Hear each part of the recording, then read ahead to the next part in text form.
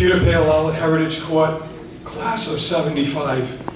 Before you start the clock, I'd like to thank all of you, Superintendent Nero, Mr. Kavor, and each and every member of this committee for your diligence, your patience, and your hard work for nearly 2 years on this issue.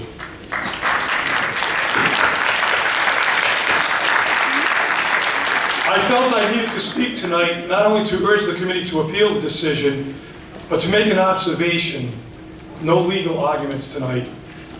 I understand Mr. Kavanaugh's remarks, but I still want to opine.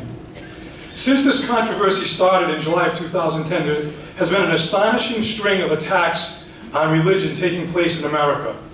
Our governor has decided to go to war over Christmas, which is a federal holiday, by the way. The Pledge of Allegiance is under attack in Massachusetts for the phrase "under God."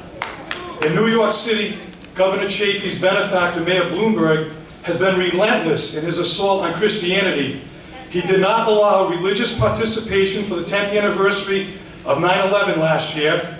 He supported construction of a victory mosque by our enemies at Ground Zero. And recently, he ordered the eviction of all churches and church organizations from city-leased buildings, affecting tens of thousands. And then there is Mr. Obama.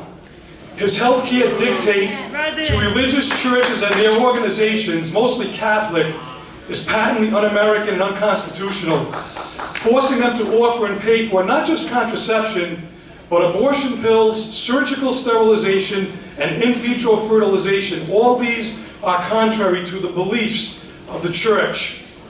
Ironically, this onslaught by our antagonists is fulfilling God's prophecy, so I'd like to thank them. Jesus said in Luke, "You will be brought before judges, governors, and kings because of me." And in the Beatitudes he said, "Blessed are you who are insulted, ridiculed, and belittled because of me. Yours is the kingdom of heaven." A famous American preacher, you may have heard of him, the Reverend Martin Luther King Jr., by the way, his birthday is a federal holiday as well, said regarding the fight for freedom, 30 seconds. "I just want to do God's will."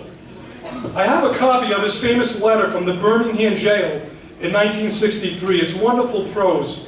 And in it he says, and I quote, "If today I lived in a communist country where certain principles dear to the Christian faith are suppressed, I would openly advocate disobeying that country's anti-religious laws."